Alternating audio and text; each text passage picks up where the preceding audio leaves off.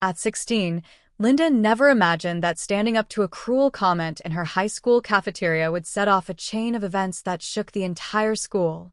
Roosevelt High in Cincinnati, Ohio, was a cacophony of voices during lunch, a melting pot of cliques and identities. Athletes dominated one corner, theater kids occupied another, and everyone else carved out their own small territories. For Linda, her usual seat by the window offered solace. Sunlight streamed through, catching the braids framing her face. She liked this spot. It was quieter, allowing her a moment of peace without fading into invisibility. As one of the few black students in a predominantly white school, Linda had learned early that being noticed wasn't always a good thing. Her confidence was misinterpreted as arrogance, her laughter too loud, her very presence sometimes seen as a challenge. Still, she smiled often, her warm brown eyes scanning her surroundings as she opened her lunch, a container of homemade jambalaya, its comforting aroma rising with the steam. Across the room, the usual buzz of conversation swirled. Snippets about last weekend's football game, whispers about a party, and the general chatter of high school life filled the air. Linda focused on the view outside, where the trees swayed gently in the early autumn breeze, offering a brief reprieve from the chaos inside. She had become skilled at blending into the background, keeping her head down to avoid unnecessary attention. But moments of peace like this rarely lasted. It began subtly, like the distant rumble of a storm. A group of juniors, Jason, Mia, and their friends, were seated a few tables away. Their laughter grew louder and more pointed, cutting through the air like shards of glass. Linda didn't need to look to know their focus had shifted to her. She'd felt this before, the weight of eyes on her, the sting of whispered judgments. Too dark, right? Jason's voice carried, deliberately loud enough for her to hear. You'd think she'd get it by now. For a moment, Linda froze, her fork hovering midair. The words hit her like a slap, sharp and stinging. But she quickly masked her reaction, placing the fork down with deliberate care. Turning slightly, she met Jason's smug grin and Mia's poorly hidden smirk. Nearby students shifted uncomfortably, but said nothing. Most avoided eye contact altogether, pretending not to notice. The atmosphere in the cafeteria seemed to change. Conversations faltered, and the once boisterous room quieted. Linda felt the weight of countless eyes on her, some curious, others entertained, but none offering support. Her heart raced, though her expression remained steady. She had been through moments like this before, swallowing the hurt and pretending it didn't affect her. But this time, something felt different. This time, the insult landed harder, more intentionally, as if daring her to react. Jason leaned back in his chair, folding his arms with a self-satisfied smirk. What? No comeback. Nothing to say. A silence rippled through the cafeteria, thick with anticipation. Forks paused midair, and all attention seemed to shift to Linda and Jason. The charged atmosphere felt like a collective inhale, everyone waiting to see what Linda would do. Her grip tightened around her fork, her mind racing. She had two choices: ignore it and let the moment pass, or confront it head-on. Jason leaned forward, his smirk widening. What's wrong, Linda? Cat got your tongue? Or maybe it's hard to talk when you're... Jason, stop. Someone muttered from his table. It was Mia, her voice barely audible, a half-hearted attempt to de-escalate. But Jason ignored her, his arrogance only growing. He raised an eyebrow, glancing around to soak in the attention. What? I'm just being honest. Linda inhaled deeply, her breath slow and measured. Setting her fork down deliberately, she straightened her posture and looked directly at Jason. Her decision was made. You think it's funny? She asked, her voice calm but firm, carrying across the room. To tear someone down for something they can't change? Does it make you feel better? Stronger? Because all it really shows is how small you are. The cafeteria seemed to hold its breath. Jason's smirk faltered, and the laughter from his group died. Linda's gaze swept across the room, meeting the eyes of those watching. You don't have to like me, she continued. But if you can't respect me, at least have the decency to leave me alone. The room was silent as Linda returned to her lunch. Though her hands trembled slightly under the table, she felt a surge of strength. This time, she hadn't let the insult slide, and the ripples of her courage would reach far beyond that lunchroom. The tension that had gripped the room moments before. It was no longer just about Linda and Jason, it was about something bigger. The students who clapped weren't just applauding her. They were acknowledging a truth that many of them had felt but never voiced. Linda stood tall, her gaze sweeping across the room. She saw the faces of her peers, some filled with awe, others with guilt, and a few with newfound courage. She didn't need their applause to validate her. She had already reclaimed her power. But the sound of hands coming together, louder and louder, was proof that her words had sparked something real. Jason, still slumped in his seat, looked utterly defeated. His friends shifted uncomfortably, the once smug group now reduced to a silent, uneasy cluster. Even Mia, who had tried to intervene half-heartedly, seemed to shrink under the weight of the moment. Linda turned back to her table and picked up her lunch. The jambalaya was probably cold now, but it didn't matter. She wasn't hungry anymore, not for food anyway. What she craved was something more significant, and in that moment, she had found it. Her voice, her strength, her place in the room. But she wasn't finished. As the applause began to die down, Linda turned back toward Jason one last time. Her voice, calm and steady, cut through the lingering noise. "Jason," she said, "I hope you take a good look around. This isn't just about me. It's about all of us. Words matter. Actions matter.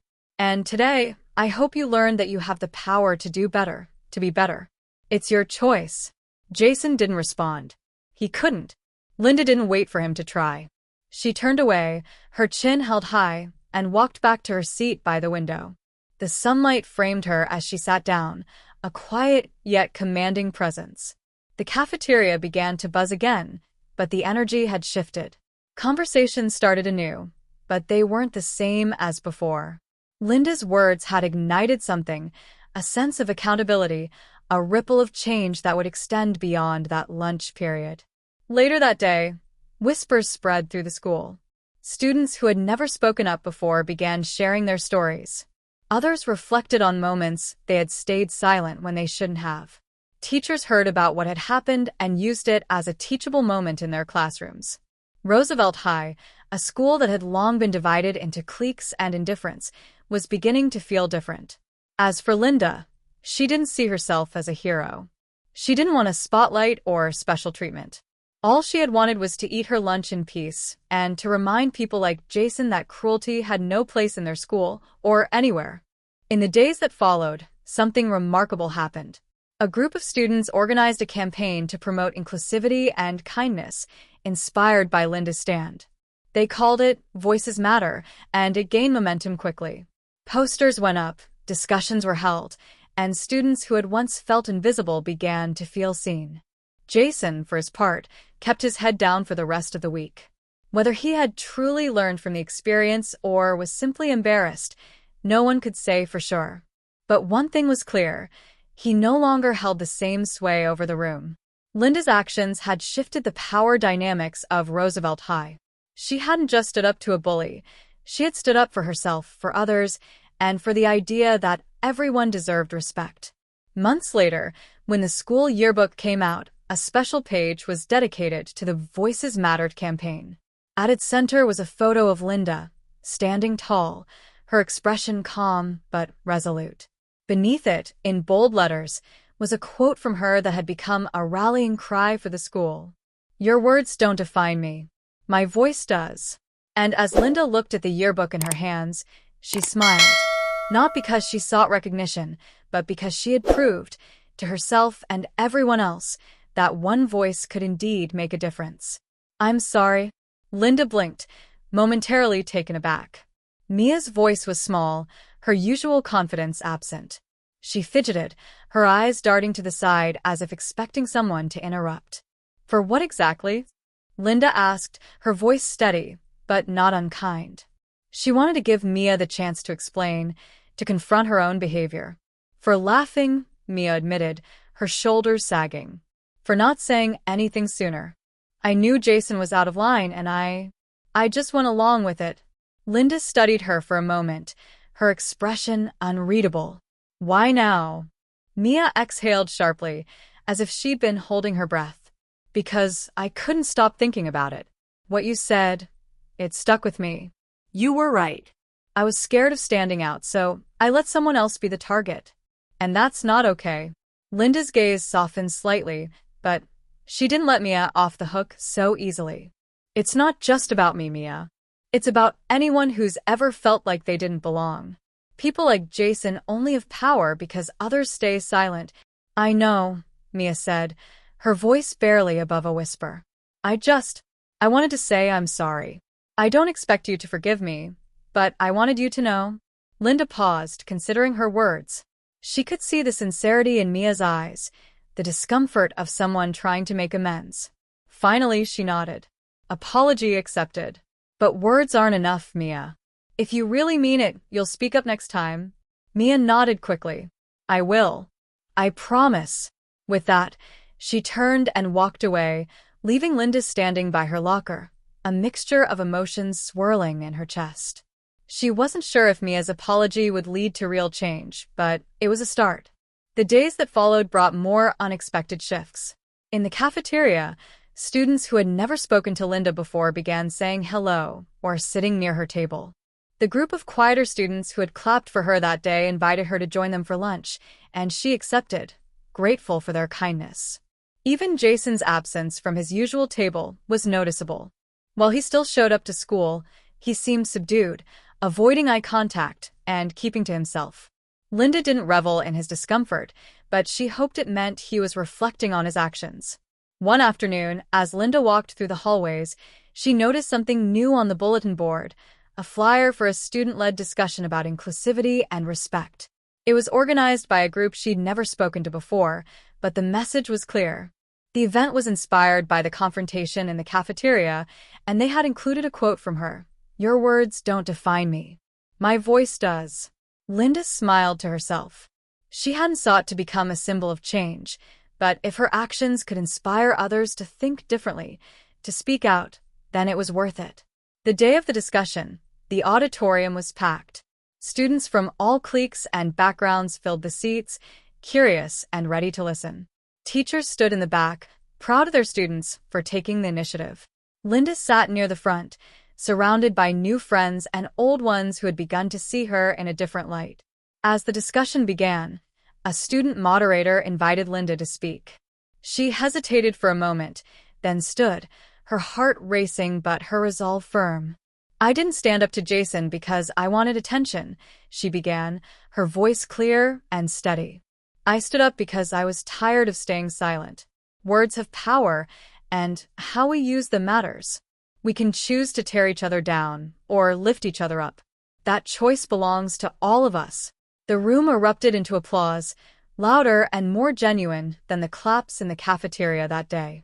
Linda sat down, her heart full, knowing she had sparked something far greater than she ever imagined. Roosevelt High would never be the same, and neither would she. As Linda stepped out of the cafeteria, the crisp autumn air greeted her, carrying the faint scent of fallen leaves. She took a deep breath, feeling lighter than she had in weeks. The events of the past few days replayed in her mind, not as a source of stress, but as a reminder of what she had achieved. Her phone buzzed in her pocket. It was a message from Taylor. Hero or not, pizza night at my place tonight? Let's celebrate. Linda smiled, her fingers quickly tapping a reply. Wouldn't miss it. See you at 7. Walking to her next class, she noticed a flyer taped to the wall, Student Inclusivity Panel, Friday after school, let's talk. Her heart swelled. She hadn't started the panel, but it was clear her actions had been the catalyst. Change was slow, often imperceptible, but it was happening. As the week went on, Linda saw more signs of a shift in her school. Students who rarely interacted with each other began sitting together at lunch.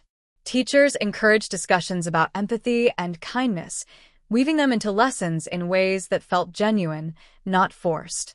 Even the principal announced plans to create a student-led committee focused on fostering a more inclusive environment. One afternoon, as Linda walked to her locker, A boy she didn't recognize approached her. He hesitated, clutching a notebook to his chest, before finally speaking. Hey, I just wanted to say, what you did was brave. I've been dealing with some stuff too, and seeing you stand up like that, it gave me hope. Linda's eyes softened. Thank you, she said gently. That means a lot. He nodded quickly and hurried off, leaving Linda with a sense of purpose she hadn't felt before. By Friday, the inclusivity panel was the talk of the school. The auditorium buzzed with energy as students, teachers, and even a few parents filed in. Linda hadn't planned to speak, but as she sat in the audience, listening to others share their stories, she felt a familiar pull. When the moderator opened the floor for volunteers, Linda's hand went up. Taking the microphone, she looked out at the sea of faces, some familiar, some not. I didn't plan on speaking tonight, she began, her voice steady despite the fluttering in her chest. But I realized that staying silent is exactly what allowed people like Jason to think their words didn't matter. She paused, her gaze sweeping across the room. Standing up for yourself isn't just about the moment. It's about the ripple effect. It's about showing others that they can stand too. I'm not perfect, and I'm not fearless. But I've learned that courage doesn't mean you're not afraid. It means you act anyway. The room erupted into applause, and for the first time, Linda felt truly seen, not as a victim, but as a force for change. As the event wrapped up, students approached her to thank her, share their own experiences, and ask how they could get involved. Linda realized that her stand in the cafeteria had been the beginning of something much bigger than herself. That night, as she lay in bed, staring at the ceiling, Linda felt a deep sense of peace. She didn't know what the future held, but she knew she had found her voice, and she wasn't about to let it go. This wasn't the end of her story. It was just the beginning.